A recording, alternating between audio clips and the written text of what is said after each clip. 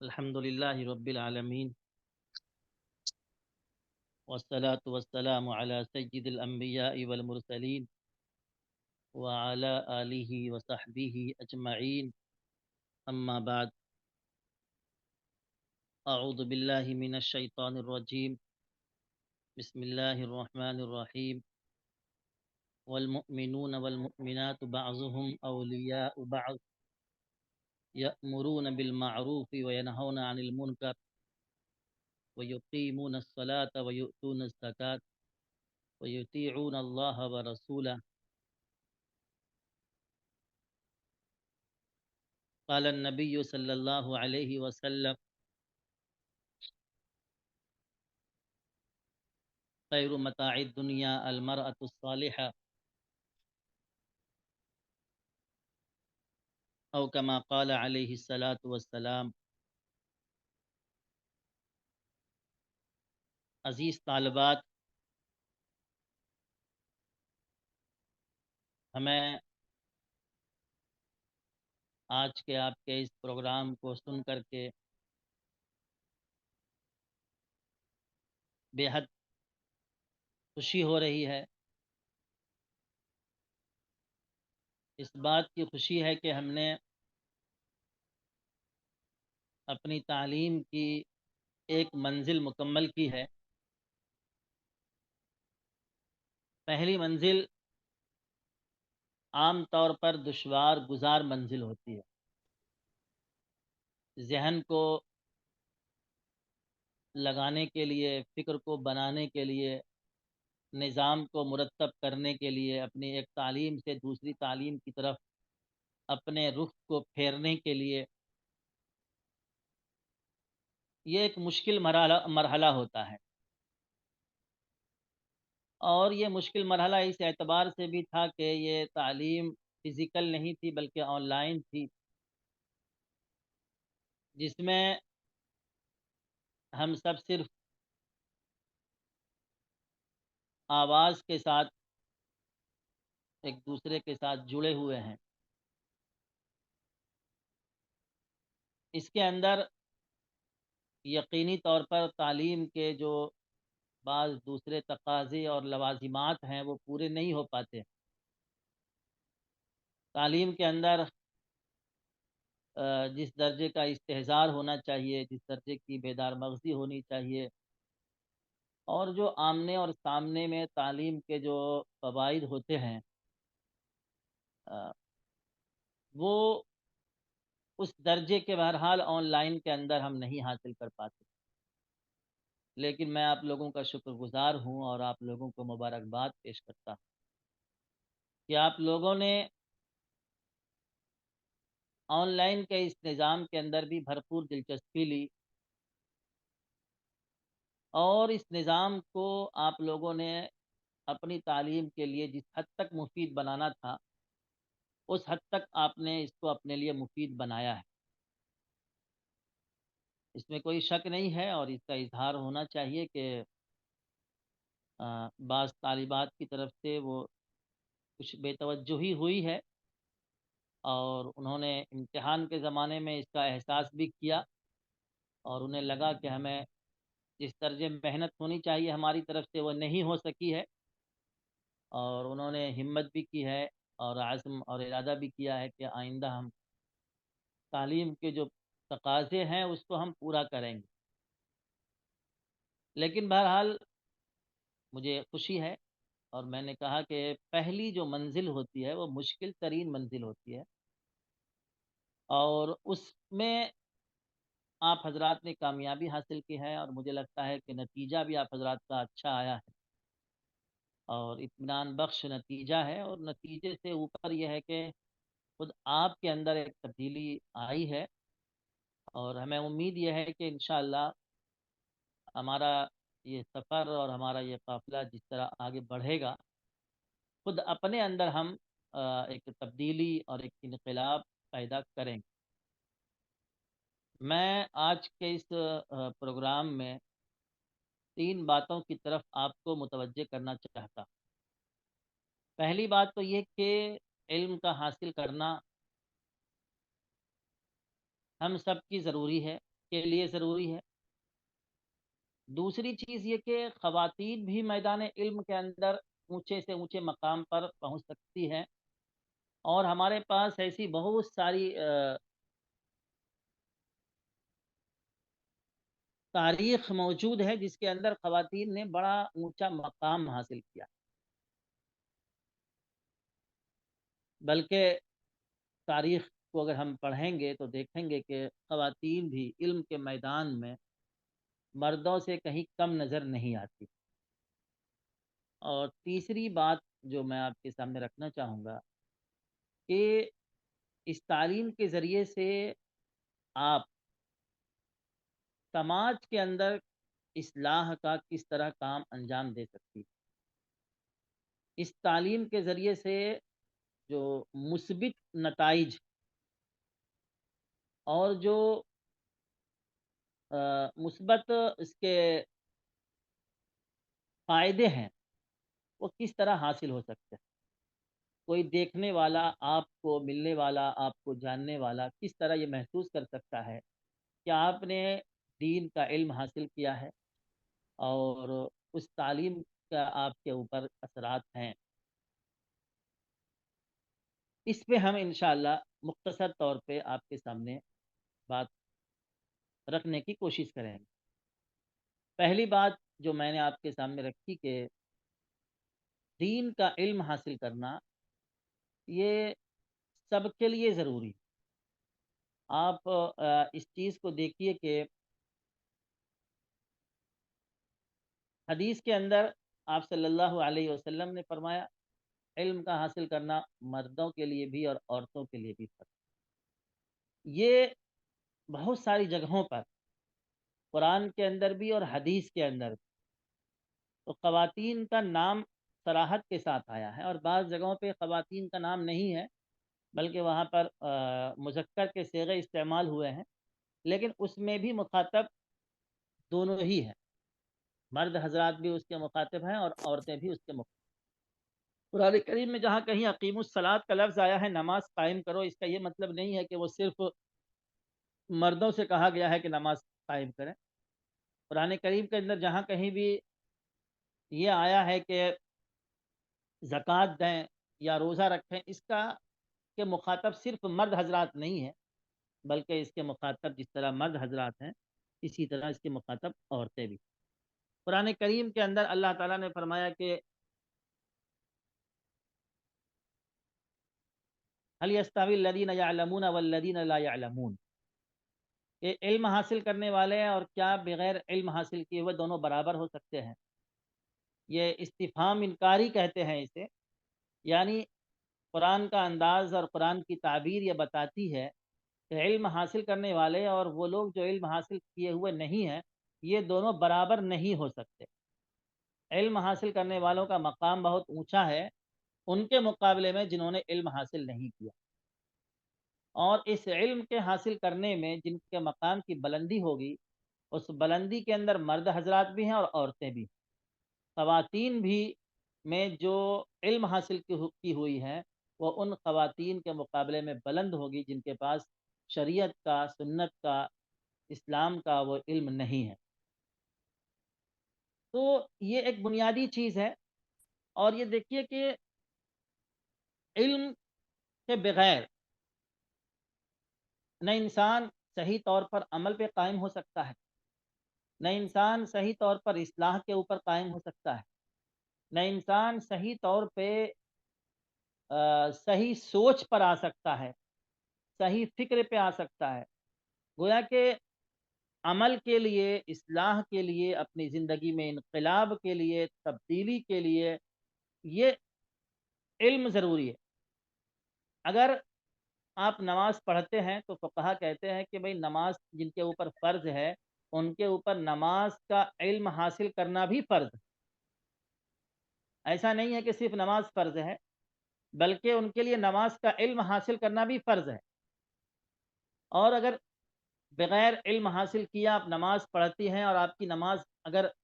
صحیح نہیں ہوتی ہے تو کل قیامت کے دن آپ یہ کہہ کے اپنے ذمے کو فارغ نہیں کر سکتی ہے کہ اللہ مجھے تو نماز کا علم نہیں تھا بس یہ جانتی تھی کہ نماز پڑھنا ہے تو میں نماز پڑھتی رہی، لیکن نماز اس طرح پڑھی جاتی ہے، اس طرح نہیں پڑھی جاتی ہے، مجھے تو اس کا علم نہیں تھا۔ یعنی یہ کہہ کر کے کہ مجھے اس کا علم نہیں تھا، انسان اپنے آپ کو بچا نہیں سکتا۔ جن لوگوں کے اوپر روزہ فرض ہے ان کے اوپر روزے کے مسائل کا سیکھنا بھی فرض ہے، زکوٰۃ فرض ہے تو ان کے اوپر زکوٰۃ کے مسائل کو سیکھنا بھی فرض ہے، حج فرض ہے تو حج کے مسائل کا سیکھنا بھی فرض ہے۔ دو طرح کے فرض ہیں، آپ نے پڑھا بھی ہے، ایک ہے فرض عین اور ایک ہے فرض کفایہ۔ اتنا علم حاصل کرنا جتنا علم ہر انسان کی اپنی نجی زندگی سے متعلق ہے، یہ فرض عین ہے۔ اور وہ علم حاصل کرنا جو انسان کی اپنی نجی زندگی سے متعلق نہیں ہے بلکہ دوسروں کو سکھلانے سے متعلق ہیں، یا وہ اپنی ذات سے متعلق نہیں ہے، ان چیزوں کا علم حاصل کرنا وہ فرض کفایہ ہے۔ آپ مثال کے طور پر آپ تجارت نہیں کرتی ہے تو تجارت کے مسائل کا سیکھنا آپ کے اوپر فرض نہیں ہے، اور اگر آپ سیکھ لیتی ہیں تو یہ فرض کفایہ میں سے ہے، یہ فرض عین نہیں ہے۔ کچھ لوگ بھی سیکھ لیتے ہیں جو لوگوں کو تجارت کے مسائل کو بتلا سکیں، حلال و حرام کے مسائل کو بتلا سکیں، یہ ان کے لیے کافی ہے۔ لیکن آپ نماز پڑھتی ہیں، آپ روزہ رکھتی ہیں، آپ زکوٰۃ دیتی ہیں، گھر کے معاشرتی زندگی ہے، معاشرتی احوال ہیں، ان چیزوں کا علم آپ کو ہونا یہ ضروری ہے۔ اور ہم یہ دیکھتے ہیں کہ خواتین ابتدائی زمانے میں آپ چاہیے تو اس مقام میں، اس میدان میں بہت آگے تھی۔ ایسی خواتین ہمیں تاریخ میں ملتی ہے جن کا علم جو ہے اس زمانے کے مردوں سے بھی آگے تھا۔ صحابہ کے زمانے میں آپ جائیے تو حضرت عائشہ صدیقہ رضی اللہ تعالی عنہا ہیں۔ حضرت عائشہ صدیقہ رضی اللہ تعالی عنہا کا علم بہت سے صحابہ سے بھی فائق تھا، حتیٰ کہ حضرات صحابہ جب کسی مسئلے میں الجھ جاتے تھے اور حضرات صحابہ کسی مسئلے کو حل نہیں کر پا رہے ہوتے تھے تو وہ بھیجتے تھے حضرت عائشہ رضی اللہ تعالیٰ عنہ کے پاس کہ جائیے ان سے معلوم کر کے آئیے۔ بہت سارے ازواج مطہرات کے بارے میں آتا ہے کہ صحابہ جب کسی مسئلے میں پھنس جاتے تھے اور اس مسئلے کا صحیح علم صحابہ کے پاس نہیں ہوتا تھا تو حضرت عائشہ کے پاس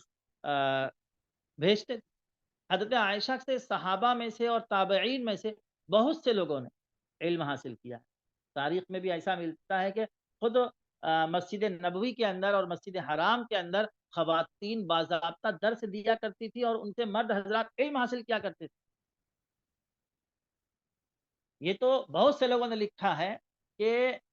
بہت ساری معلمات ایسی گزری ہیں جن سے مردوں نے علم حاصل کیا۔ حافظ ابن حجر نے قریب 824 ایسی خواتین کا تذکرہ کیا ہے جن سے لوگوں نے علم حاصل کیا، اور حدیث کے مقام کے اندر انہوں نے شہرت حاصل۔ آپ کو حیرت ہوگی، حضرات مورخین نے اس انداز پر بھی گفتگو کی ہے کہ ایسی خواتین جن کے شوہر اپنی بیویوں کی شاگرد، یعنی کہ ان کے شوہروں نے اپنی بیوی سے علم حاصل کیا، ایسی بھی خواتین تھی کہ جو اپنے شوہروں کے استاذ تھی اور انہوں نے اپنے شوہروں کو سکھلایا تھا، پڑھایا تھا۔ کئی ایسے مجھے ذہن میں نام سب کا نہیں آ رہا ہے، لیکن بہت ساری خواتین ایسی گزری ہیں جنہوں نے اپنے شوہروں کو پڑھایا تھا۔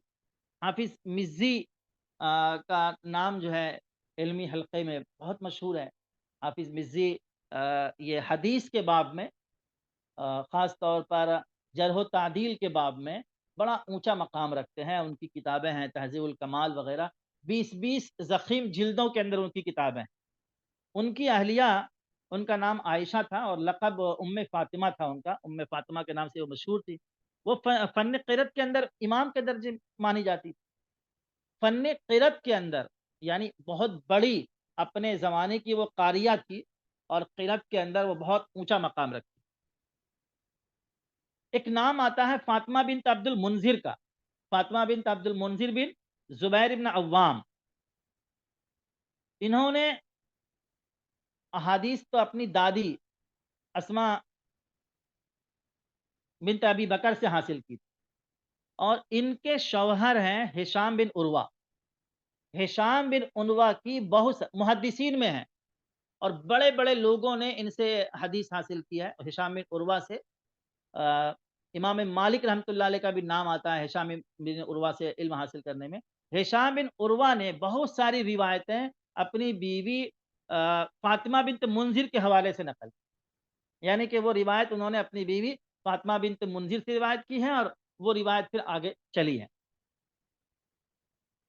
حدیث کے اندر آپ دیکھیے تو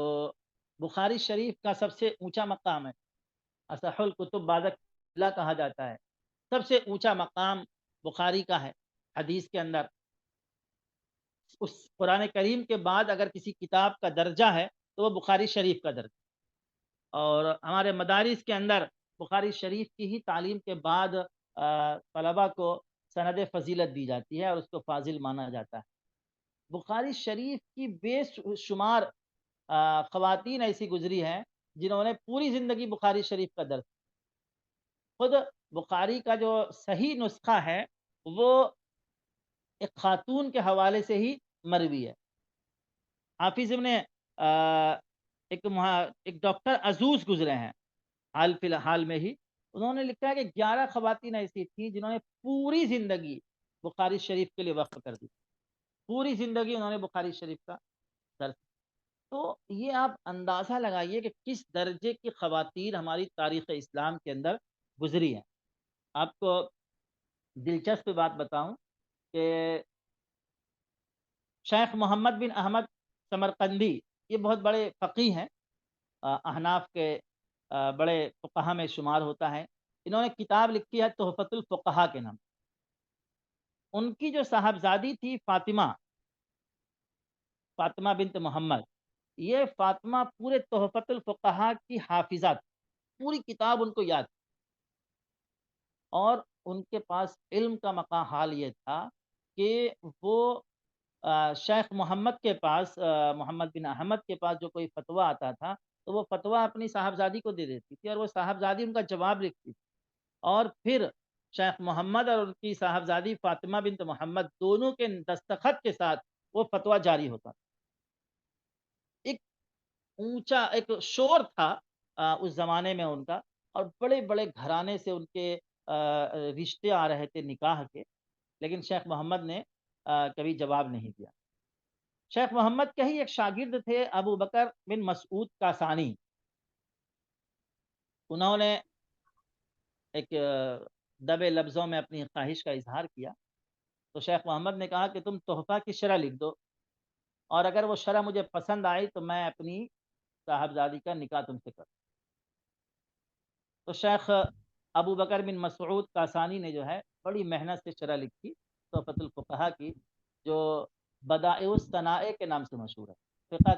فقہ حنفی میں بہت مشہور نام ہے،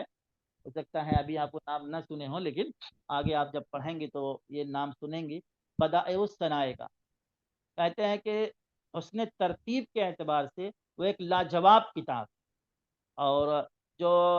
کتابیں فقہائے احناف کی اس وقت متداول ہیں، پڑھی جاتی ہیں زیادہ، ان میں اس سے عمدہ ترتیب کسی کتاب کی نہیں۔ تو شیخ جب کاسانی نے لکھی تو شیخ محمد کو بڑی پسند آئی، اور تاریخ میں یہ جملہ ہے کہ شرح تحفہ وزوج ابنہ، کہ کاسانی نے تحفہ کی شرح لکھی اور شیخ محمد سمرقندی نے اپنی بیٹی کی شادی کر دی۔ بعض لوگوں نے لکھا ہے کہ یہ کتاب کی شرح ہی گویا کہ ان کا مہر پایا تھا۔ ان کا حال یہ تھا، یہ فاطمہ کا جو شیخ سمرقندی کی بیٹی تھی، نکاح کے بعد بھی وہ ان کا حلقہ لگتا تھا درس کا، اور وہ درس دیا کرتی تھی۔ خود علامہ کاسانی کو کسی مسئلے میں الجھن ہو جائے یا علامہ کاسانی سے غلطی ہو جائے تو وہ بتلا دیا کرتے۔ بلکہ دلچسپ بات یہ لکھی لوگوں نے کہ شیخ سمرقندی اگر پڑھا رہے ہوتے تھے اور دوران درس کوئی مشکل سوال ہو جاتا تھا اور شیخ سمرقندی کو اس کا جواب نہیں آتا تھا تو گھر چلے جاتے، اور گھر سے تھوڑی دیر میں آتے تھے اور بشاشت کے ساتھ اس سوال کا جواب دے دیتے تھے. تو ایک مرتبہ، دو مرتبہ، تو بعد میں شاگردوں کو لگا کہ یہ سمجھ میں نہیں آتا ہے کہ یہ کوئی مشکل سوال ہوتا ہے، جواب نہیں بن پاتا ہے، گھر جاتے ہیں آ کے پھر جواب دے دیتے ہیں. تو دھیرے دھیرے یہ راز کھلا کہ یہ جا کر کے اپنی زوجہ محترمہ سے یہ معلوم کر کے آتے ہیں اور وہ جواب دے دیتے ہیں. تو ایک تو یہ ہے کہ علمی دنیا کے اندر سوال کرنا، پوچھنا، یہ کوئی عیب کی چیز نہیں ہوتی ہے. لیکن یہ ہے کہ اس سے فاطمہ کے اس بلند مقام کا اور اس کے علمی رتبے کا اندازہ. یہ کئی ساری کے واقعات ہیں. بلکہ امام مالک رحمۃ اللہ علیہ کی صاحبزادی کے بارے میں آتا ہے کہ ان کو معطا حفظ یاد، معطا امام مالک حفظ یاد. اور جب امام مالک رحمۃ اللہ علیہ درس دیا کرتے تھے تو وہ دروازے کے اوٹ سے بیٹھ کے سنا کرتے، اور جیسے ہی کوئی شاگرد غلطی کرتا تو وہ دروازہ بجا دیتی. امام مالک سمجھ جاتے تھے کچھ غلطی ہوئی ہے، اور امام مالک پھر اس کو ٹوکتے تھے کہ بھئی یہ غلط ہو رہا. تو یہ صورتحال ہمیں تاریخ کے اندر ملتی ہے کہ مردوں کو جو ہے علم دے رہی ہے. بڑے بڑے جو نام آپ کو ملیں گے اس میں یہ ہے کہ انہوں نے کسی خاتون سے علم حاصل کیا، انہوں نے فلاں خاتون سے علم حاصل کیا. یہ ایک بہت بڑی ایک فہرست ہے. ابھی تو ایک صاحب نے، ڈاکٹر اکرم ندوی نے کتاب لکھی ہے المحدثات کے نام سے، قریب 40-50 جلدوں میں ہے، جس میں ان خواتین کا تذکرہ کیا ہے جن خواتین جو علم حدیث کے مقام پہ فائز. 50 جلدوں میں آپ اندازہ لگائیے کتنی خواتین کا اس کے اندر تذکرہ انہوں نے کیا ہوگا. تو اس سے آپ اندازہ لگا سکتے ہیں، اور اس سے آپ ایک تحریک اپنے اندر پیدا کر سکتی ہیں کہ عورتیں علم کے، دین کے علم میں پیچھے نہیں رہ سکتی ہیں. اور کوئی سا بھی علم ہو اور کوئی سی بھی کتاب ہو، وہ اگر پڑھنا چاہیں تو اس کو پڑھ سکتی ہیں، سمجھ سکتی ہیں، اس میں ایک مقام اپنا پیدا کر. ہم یہ دیکھتے ہیں کہ آج کے زمانے میں عموماً جو عصری تعلیم کے میدان میں ہم یہ دیکھ رہے ہیں کہ خواتین مردوں سے آگے ہیں. اور اکثر جو رزلٹ آ رہا ہے اس میں یہ آ رہا ہے کہ جو ہے خواتین نے ٹاپ کیا. تو اگر عصری تعلیم کے میدان میں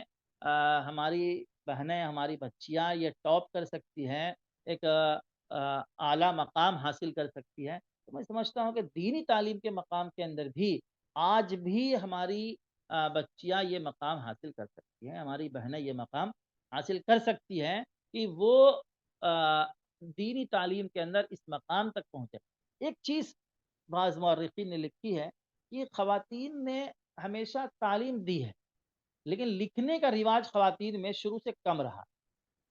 یہی وجہ ہے کہ جو کتابیں ہیں وہ کتابیں عام طور پر مردوں کی ہیں، خواتین کی کتابیں نہیں. یعنی خواتین نے پڑھایا تو ہے، ہمیشہ درس دیا ہے، لیکن کتابیں خواتین نے نہیں لکھی. لیکن آج کے زمانے میں ہم یہ دیکھتے ہیں کہ خواتین کی کتابیں بھی آ رہی ہیں، اور دینی لائن کی بھی کتابیں بعض خواتین کی آ رہی ہے. بعض ملک کے اندر ایسی نامچین خواتین ہیں جو باضابطہ رسالے وغیرہ نکال رہی ہیں، ان کے مضامین اور آرٹیکل بھی چھپ رہے ہیں. تو یہ ایک دوسری ہماری گفتگو ہے جس کے اندر ہم یہ دیکھنا چاہتے ہیں کہ خواتین نے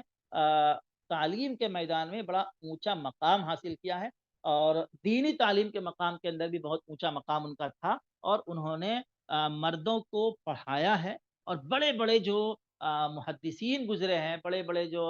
مفسرین گزرے ہیں، ان کے اساتذہ کے اندر بہت ساری خواتین کا بھی نام شامل ہے. اس لیے ہمیں اس پہلو کو بالکل کلیئر رکھنا چاہیے کہ ہم صرف معمولی سا علم حاصل نہیں کر رہی ہیں، بلکہ اگر آپ نے کوشش کی، آپ نے محنت کی، اور آپ نے زبان میں اگر آپ نے محنت کر لی، عربی آپ نے اچھی طرح سے سیکھ لی، تو یقیناً آپ نہ صرف یہ کہ جو کتاب آپ پڑھ رہی ہیں اور پڑھیں گی، صرف انہی کتابوں پر آپ اکتفا کریں گی، بلکہ عربی اور اردو کے آ جانے کے بعد آپ کو بہت ساری دینی کتابوں کا آپ مطالعہ کریں گی، اور اس کے ذریعے سے آپ کے فکر کے اندر، آپ کے علم کے اندر ایک وسعت پیدا ہوگی، ترقی پیدا ہوگی، آپ کی سوچ کے اندر ترقی پیدا ہوگی. آپ نہ صرف یہ کہ اپنی زندگی میں تبدیلی لائیں گی، بلکہ اپنی نسلوں کی تربیت کو آپ بہتر طور پہ انجام دیں. یہ تعلیم کا جو ہمارا خاص طور پہ خواتین کی تعلیم کے اوپر جو توجہ دی جاتی ہے، اس کی بنیادی وجہ یہ ہے کہ خواتین کو نسل کی تربیت کرنی ہے، اور ہماری جس درجے میں مائیں تربیت یافتہ ہوں گی، تعلیم یافتہ ہوں گی، تہذیب یافتہ ہوں گی، اس درجے میں نسل کی تربیت۔ اور آج کے زمانے میں اس بات کی ضرورت بہت زیادہ ہو گئی ہے کہ ہماری جو بچیاں ہیں، جو مائیں بنیں گی، وہ ایسی تربیت یافتہ اور تعلیم یافتہ ہوں کہ اپنے بچوں کو اسکول کے بغیر بھی وہ دین کی اتنی تعلیم، اتنی سمجھ، اتنا شعور ان کو دے دیں کہ وہ اپنی زندگی میں وہ بچے گمراہ نہ ہوں۔ آپ کو اندازہ ہے یا نہیں نہیں معلوم مجھے، آج پوری کوشش ہو رہی ہے کہ ہمارے بچوں کو بے دین کر دیا جائے، ان کو دین کے راستے سے بھٹکا دیا جائے، گمراہ کر دیا جائے، اور اس کے لیے اسکول کو ایک طرح سے ٹارگیٹ دیا گیا ہے، ایک ہدف دیا گیا ہے۔ اسکول کے اندر ایسی ایکٹیویٹی ہو رہی ہے، ایسی اخلاق تربیت ہو رہی ہے جس کی بنیاد پر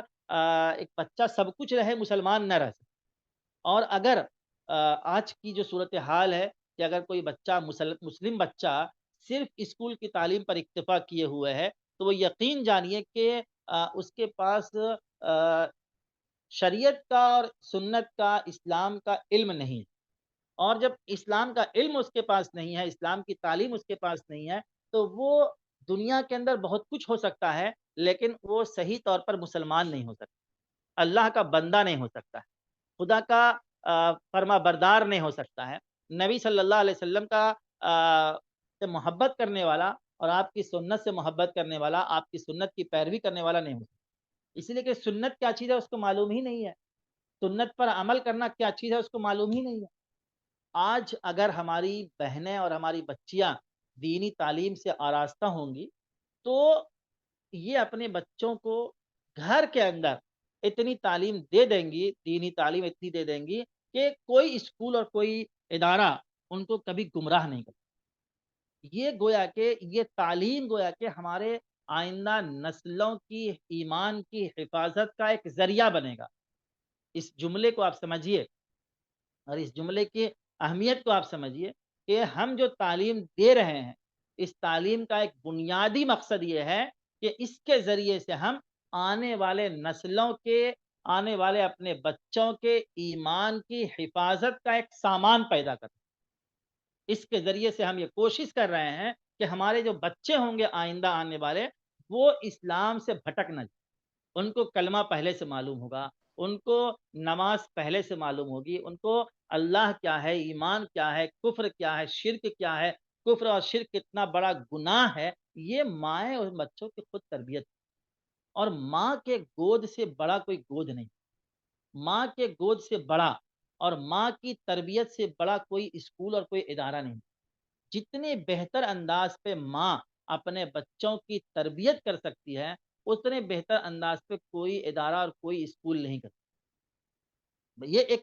آج کے زمانے میں دقت یہ ہوئی ہے کہ ماؤں کے پاس بھی آج کل ٹائم کم رہ گیا ہے، ان کے پاس بھی سیریل دیکھنے کے اور موبائل کے اندر وقت گزارنے کی وجہ سے اب ماؤں کے پاس بھی اپنے بچوں کی تربیت کرنے کے لیے وقت بہت کم رہ گیا ہے، جس کی بنیاد پر ایک ماں کو جس درجے میں تربیت کرنی چاہیے تھی وہ تربیت نہیں کر پا رہی۔ لیکن ماں کی تربیت سے بڑھ کر کے اور کوئی نہیں ہے۔ اور آپ نے تاریخ میں پڑھا ہوگا، سلطان ٹیپو کے بارے میں پڑھا ہوگا، اور بہت سارے خواجہ بختیار کاکی کے بارے میں پڑھا آپ نے کہ ان کی مائیں تھی جو تہجد میں پڑھ گزار تھی، ہمیشہ باوضو رہا کرتی تھی، باوضو بچے کو دودھ پلایا کرتی تھی، تو اس درجے کے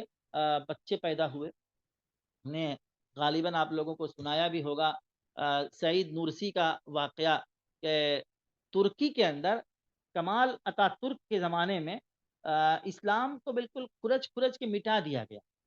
اذان پہ پابندی تھی، قرآن پہ پابندی تھی، اسلامی نام رکھنے پر پابندی تھی، ترکی ٹوپی پہننے کو لازم کیا گیا تھا، جو قوانین تھے وہ اسلامی قوانین کو ختم کر کے یورپی قوانین کو پورا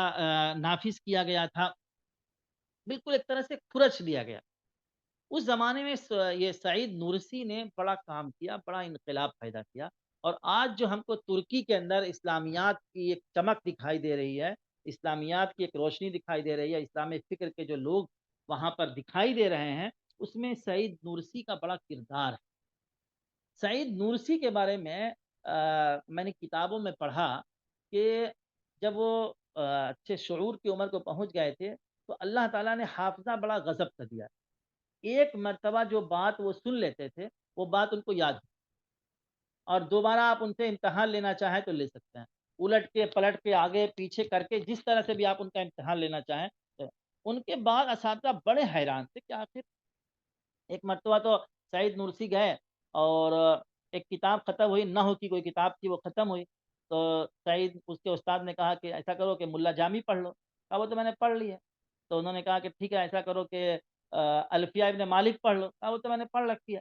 تو کئی کتابوں کا نام لیا تو نورسی نے کہا یہ تو میں نے پڑھ رکھی ہے۔ تو مذاق میں کہنے لگے کہ تمہارا 1 سال پہلے جو ذہن خراب ہوا تھا ابھی تک خراب ہی ہے کیا؟ یعنی پاگل تو نہیں ہو تم، ایسی بات کر رہے ہو، جس کتاب کا نام لے رہے ہو بولتے ہو پڑھ چکے ہیں۔ انہوں نے کہا نہیں، میں مذاق میں نہیں کہہ رہا ہوں یہ بات، میں نے واقعتاً یہ کتابیں پڑھ لی ہیں، اور آپ کو اگر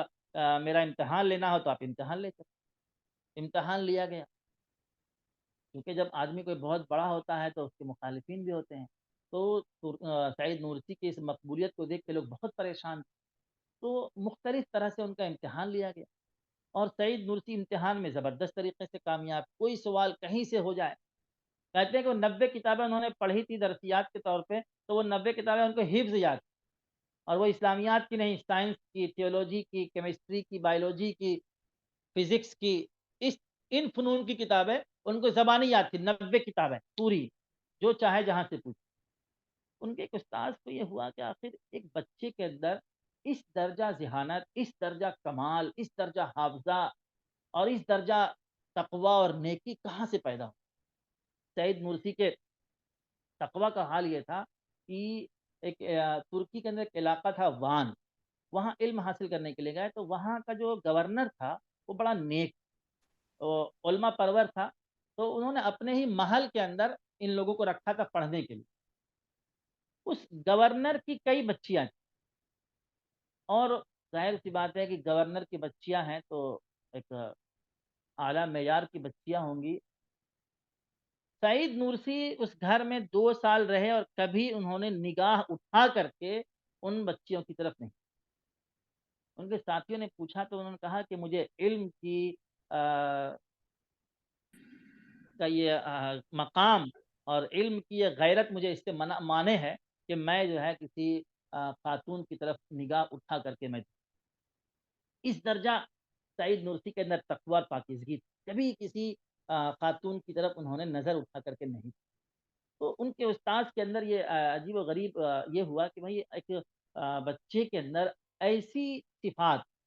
کہ مطلب تقوی بھی حیرت انگیز طور پہ ہے، خدا ترسی بھی اسی درجے کی ہے، حافظہ بھی اسی درجے کا ہے، ذہانت بھی اسی درجے کا ہے، ملت کا غم بھی اسی درجے کا ہے، اسلام کے حفاظت کے لیے کچھ کرنے کا جذبہ بھی اسی درجے کا خوب کھبرا ہوا۔ ایک بچے کے اندر اتنی صفات کہاں سے آ گئی، کیا آ گئی؟ وہ کہتے کہ میں ان کے گاؤں گیا تلاش کرتے ہوئے کہ میں آخر ان کے گاؤں جا کے معلوم کروں کہ آخر یہ بچہ کس کا ہے، اور ان کے ماں باپ نے کیا کیا تھا کہ آخر یہ ایسا بچہ ان کو ملا ہے۔ تو گئے تو راستے میں ان کے والد سے ملاقات ہوئی، تو ان کے والد سے پوچھا تو کہنے لگے کہ دیکھیے ایسی کوئی بات تو نہیں ہے، بس ایک چیز کا ہم نے اہتمام یہ کیا تھا کہ ہم نے سعید کو کبھی کوئی حرام غذا اس کے پیٹ میں نہیں ڈالی، یعنی ہمیشہ ہم نے سعید کو پاک اور حلال غذا، حلال کھانا دیا، کبھی حرام لقمہ میں نے اس کے پیٹ میں نہیں دیا، یہ میں نے اس کی کوشش۔ ان کی والدہ کے پاس گئے، والدہ سے پوچھا تو ان کی والدہ نے کہا کہ جب تک سعید ہمارے پیٹ میں تھا کبھی ہماری تہجد کی نماز نہیں چھوٹی، ان دنوں کے علاوہ جن دنوں میں ہم شرعی طور پر معذور تھے، جن دنوں میں ہمیں نماز پڑھنے کی اجازت شرعاً نہیں تھی، ان دنوں کے علاوہ کبھی ہم نے اپنی زندگی میں ہم نے نماز نہیں چھوڑی، اور کبھی ہم نے سعید کو بلا وضو دودھ نہیں پلا۔ یہ دو چیزیں کہ کبھی ہماری تہجد کی نماز فوت نہیں ہوئی، اور کبھی ہم نے بلا وضو کے سعید کو دودھ نہیں پلایا۔ تو یہ 3 چیزیں گویا کہ ہیں، حلال پاکی، ماں کی تہجد اور باوضو بچے کو دودھ پلانا، یہ 3 صفات ہیں۔ ظاہر سی بات ہے کہ یہ 3 صفات کو انہوں نے برتا ہے، لیکن ماں باپ کی زندگی اسی طرح پاکیزہ ہوگی۔ اس کا اثر یہ تھا کہ بچے کے اندر اس درجہ انقلاب ہے۔ تو آج اگر ہم اپنے بچوں کی تربیت کریں گے تو ہمیں شروع سے لے کے چلنا پڑے گا، اور اس کے اندر ہماری یہ تعلیم ہماری معاون ہوگی کہ ہمیں ہر طریقے سے شریعت کا علم ہے، ہماری اس درجے کی ایک تربیت ہے کہ کس طرح ہم اپنی زندگی کو گزار سکتے ہیں، کس طرح ہم اپنے بچوں کو کی تربیت کر سکتے ہیں، اور کیا چیزیں ہماری زندگی کے اندر ہونی چاہیے کہ وہ ہمارے بچوں کے اندر اور آنے والے نسلوں کے اندر منتقل ہو۔ یہ میں دل سے یہ بات کہہ رہا ہوں کہ ہماری پوری تعلیم کا، لوگ پوچھتے ہیں کہ 3 سال میں عالمہ کیسے ہوں گی اور کیا ہوں گی، تو میرے پاس صرف ایک جواب یہ ہے کہ ہم ان بچیوں کو یہ تعلیم دینا چاہتے ہیں کہ اس تعلیم کے ذریعے سے آئندہ جو ہماری نسل آئے گی وہ نسل ایمان پر کھڑی رہے گی اور ان بچوں کی ایمانی تربیت ہو پائے۔ گویا کہ ہماری پوری تعلیم کا خلاصہ یہ ہے کہ آپ کا اندر ایک ایسی ایمانی حرارت پیدا ہو جائے جو آپ کے بچوں کے اندر منتقل ہو جائے، اور جو لوگ مسلم سماج سے، مسلم نسل سے ایمان اور اسلام کے رشتے کو ختم کرنا چاہتے ہیں، وہ اپنے اس منصوبے کے اندر ناکام ہو جائیں۔ یہ ہماری ایک تعلیم کا ایک بنیادی مقصد ہے اور ہماری تعلیم کا ایک بنیادی سوچ۔ یہ پہلا مرحلہ ہے ہماری سماج کی اصلاح کا، کہ ہم اپنے بچوں کی تربیت کریں۔ دوسرا یہ کہ ہم گھر کی تربیت کریں۔ گھر کے اندر کیا ہے، پہلے نمبر پہ ہمارا شوہر آتا ہے۔ ہم شوہر کی تربیت نہیں کرنے جا رہے۔ یہ ایک بہت نازک مرحلہ ہوتا ہے، خاص طور سے شادی کے بعد۔ اور بعض مرتبہ ہماری بچیوں سے اس موضوع پہ غلطیاں ہوتی ہیں کہ وہ اپنے آپ کو عالمہ سمجھ کر کے شوہر کے مقام کو بھی بھول جاتی ہیں، اور بہت مرتبہ ایسا ہوتا ہے کہ اپنے علم کی روشنی میں اس انداز میں وہ بات کرتی ہیں اور گفتگو کرتی ہیں کہ نوبت اس رشتے کے ختم پر آ جاتی ہے۔ یہ بہت اہم مرحلہ ہوتا ہے کہ دیکھیے، آپ نے یہ تعلیم اس لیے حاصل کی ہے کہ آپ اپنی زندگی کو بدل سکیں اور آپ اپنے گھر کو بدل سکیں۔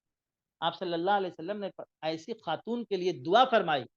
جو خاتون رات میں اٹھ کر کے نماز پڑھے اور اپنے شوہر کو بھی اٹھا کر کے اپنے ساتھ نماز پڑھائے۔ ایسا اگر شوہر دینی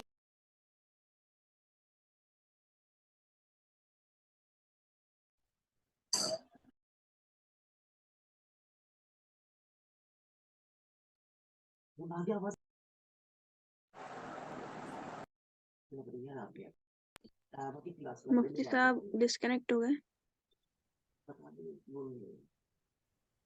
جی، تو یہ بہت اہم مرحلہ ہوتا ہے کہ ہم اپنے گھر کو کس انداز میں سنبھال کر کے لے چلتے ہیں۔ اور یاد رکھیے کہ آپ کی زندگی، آپ کی سوچ، آپ کا عمل، یہ پورے گھر کے لیے نمونہ بن۔ بہت ساری چیزیں ہم کہہ کر کے نہیں، کر کے دکھاتے ہیں، اور